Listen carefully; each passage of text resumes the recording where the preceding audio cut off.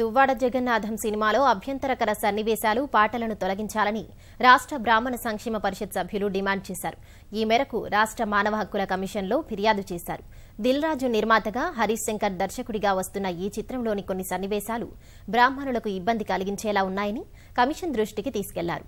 Censor board అనుమతి తీసుకోకుండానే ప్రచార చిత్రం విడుదల చేయడం చట్టవిరుద్దమని పేర్కొన్నారు.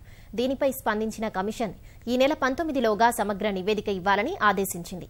ప్రభుత్వ ప్రధాన కార్యదర్శి, హోంశాఖ ముఖ్య కార్యదర్శి, సినిమాటోగ్రఫీ ఫిల్మ్ డెవలప్మెంట్ సంస్థ, ప్రాంతీయ ఫిల్మ్ సెన్సార్ బోర్డు కమిషనర్లకు నోటీసులు జారీ చేసింది.